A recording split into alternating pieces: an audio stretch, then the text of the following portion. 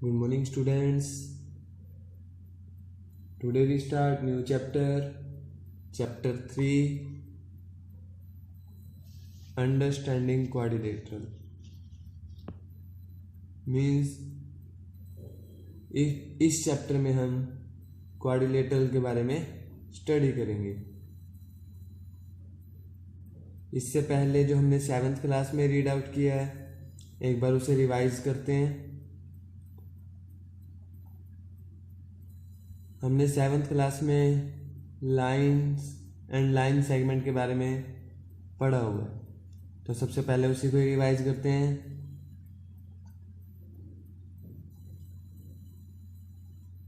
Line and line segment. Line और line segment में क्या डिफरेंस होता है, सबसे पहले इसको स्टडी करते हैं। बात करते हैं लाइन की, तो line has no end point. Means line का कोई एंड पॉइंट नहीं होता। It extend in both direction. Means हम इसे किसी भी डायरेक्शन में एक्सटेंड कर सकते हैं। आप यहाँ देख रहे हैं लाइन में दोनों साइड पे एरो लगे हुए हैं। मीन्स आप इसे किसी भी साइड में एक्सटेंड कर सकते हैं, लेफ्ट हैंड साइड में भी एंड राइट हैंड साइड में भी। But in case of line segment, लेकिन लाइन सेगमेंट के केस में दो एंड पॉइंट्स आपको गिवन होते हैं, और अब लाइन सेगमेंट को इंक्रीज नहीं कर सकते, मीन्स एक्सटेंड नहीं कर सकते। तो मेजर डिफरेंस लाइन और लाइन सेगमेंट में यही है कि लाइन को हम बोथ डायरेक्शन में एक्सटेंड कर सकते हैं, लेकिन लाइन सेगमेंट को हम एक्सटेंड नहीं कर सकते। Next topic is plane surface. आप यहाँ एक बुक देख रहे हैं, बुक के ऊपर वाली सरफेस, ये चीज ये कैसी है, प्लेन। तो प्लेन सरफेस क्या होगा, a flat surface is called plane surface. Means जो फ्लैट सरफेस होगी उसी को ही हम क्या कहते हैं, प्लेन सरफेस। जैसे अब इस बुक में ये फ्लैट सरफेस है, तो यही क्या बनेगी, इसकी प्लेन सरफेस।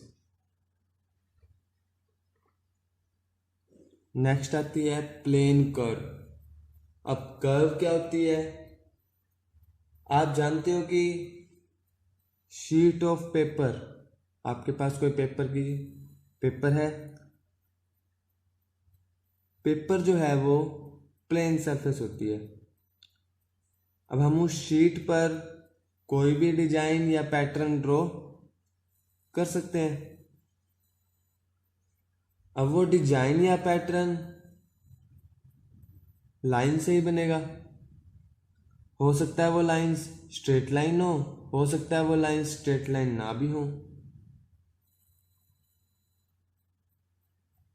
सो उन स्मूथ फ्लोइंग लाइंस को क्या कहेंगे, कर्व कहेंगे। मीन्स अगर आप कोई भी प्लेन शीट पे कोई भी डिजाइन बना रहे हो या पैटर्न बना रहे हो, तो उन पैटर्न्स पे जो आप लाइंस ड्रॉ करोगे, उन लाइंस को क्या कहेंगे, कर्व। एक बात और याद रखना कि स्ट्रेट लाइन भी क्या हो सकती है, कर्व हो सकती है। जरूरी नहीं है कि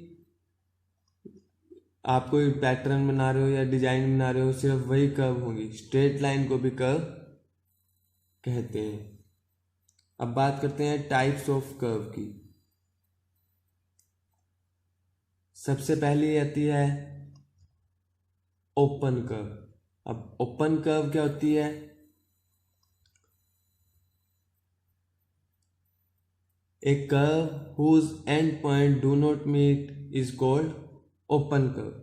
मीन्स जिस कर्व के एंड पॉइंट मीट ना करें उस कर्व को क्या कहते हैं, ओपन कर्व। जैसे अब आपको ये कर्व गिवन है, इस कर्व में जो इसके एंड पॉइंट हैं वो मीट नहीं कर रहे, तो ये कौन सी कर्व है? Open curve. मीन्स जिस कर्व के एंड पॉइंट मीट नहीं करेंगे वो कौन सी कर्व होगी? Open curve. नेक्स्ट आती है क्लोज कर्व। अब जैसे ओपन कर्व में मीट नहीं कर रहे थे, मीन्स उसके जो एंड पॉइंट्स थे वो ओपन थे। अब क्लोज कर्व में क्या होगा कि उसके एंड पॉइंट्स नहीं होंगे, तो a curve with no end points is called close curve. Means जिस कर्व के एंड पॉइंट ही नहीं होंगे वो कौन सी कर्व होगी? Close curve. जैसे अब आपको यहां पे ये फिगर गिवन है, इस फिगर में कहीं पे भी आपको एंड पॉइंट नहीं मिलेगा। मीन्स इस कर्व में कहीं पे भी एंड पॉइंट नहीं है, तो ये कौन सी कर्व है? ये क्लोज कर्व। नेक्स्ट आती है simple close curve. Means close curve तो होगी लेकिन एक वर्ड साथ में और आ गया, सिंपल। अब क्लोज कर्व है तो इसका मतलब उसके एंड पॉइंट नहीं होंगे। अब सिंपल वर्ड यूज हुआ तो इसमें कुछ चेंज किया है।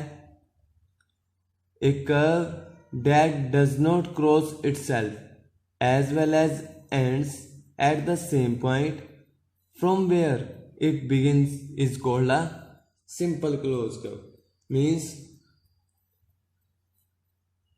सिंपल क्लोज कर्व में क्या कि एक तो उसके एंड पॉइंट्स नहीं होंगे, दूसरी बात कि वो खुद को क्रॉस नहीं करेगी। हम एग्जाम्पल देखते हैं क्या क्या है सिंपल क्लोज कर्व का। अब आप चेक करो, इस पिक्चर में कहीं पे भी ये एंड पॉइंट नहीं गिवन आपको, और ना ही ये कर्व कहीं एक अपने आप को कहीं पे क्रॉस कर रही है। इससे पहले आपने क्लोज कर्व देखी थी, उसमें ही देखो यहाँ पे ये अपने आप को क्रॉस कर रही थी, ये पॉइंट पे क्रॉस हो रही है कर्व। लेकिन सिंपल क्लोज कर्व में पिक्चर में चेक करो, आपको कहीं पे भी वो कर्व क्रॉस नहीं करेगी। तो यही मेजर डिफरेंस है सिंपल क्लोज कर्व में एंड क्लोज कर्व में। क्लोज कर्व में क्रॉस कर सकती है लेकिन सिंपल क्लोज कर्व में क्रॉस नहीं करेगी। Okay, now next is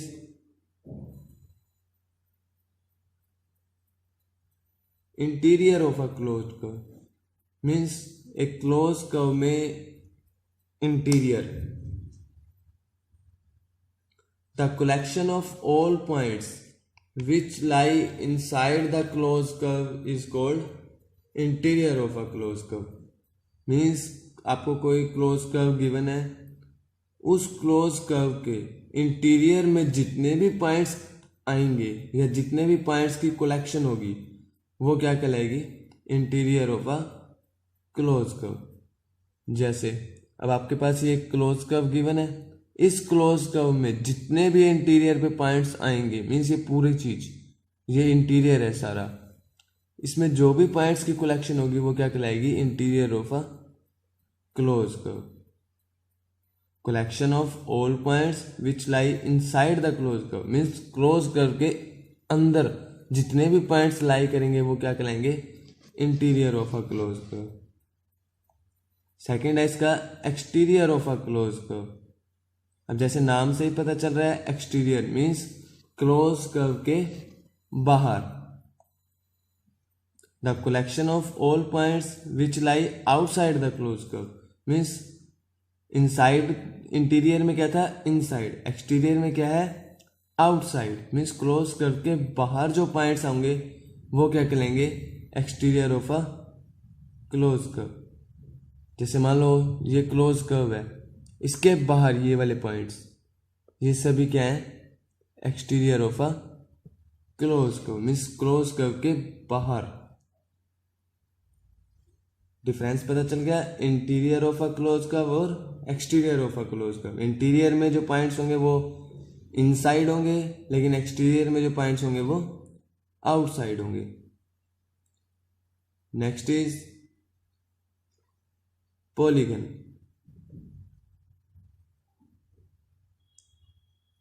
A closed plane figure bounded by three or more line segments is called a polygon.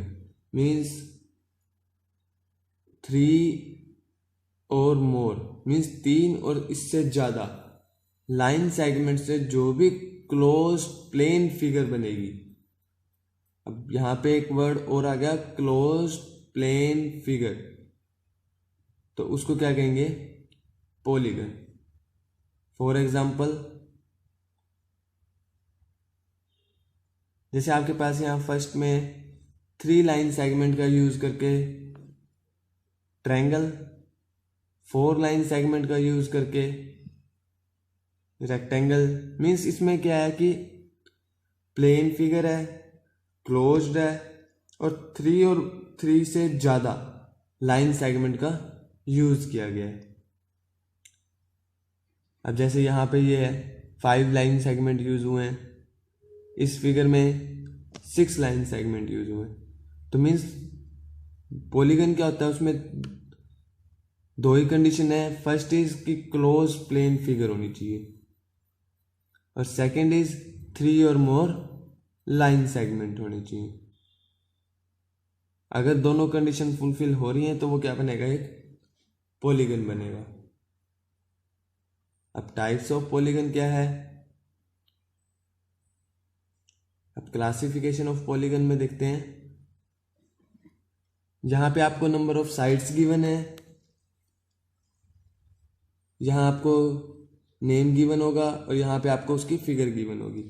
अब जैसे नंबर ऑफ साइड्स हैं 3 से क्या बनना है? ट्रायंगल। ट्रायंगल की शेप कैसी होती है? ये। नंबर ऑफ साइड्स कितने हैं? 4 से क्वाड्रिलेटरल, ये फिगर। 5 साइड्स यूज करके हम बना सकते हैं पेंटागन, 6 साइड यूज करके हेक्सागन, 7 साइड यूज करके हम हेप्टागन, 8 साइड यूज करके हम ऑक्टागन, 9 साइड यूज करके नोनागन, 10 साइड यूज करके डेकागन। तो ऐसे हम साइड्स का यूज करके हम पॉलीगन की क्लासिफिकेशन कर सकते हैं। Okay, thank you.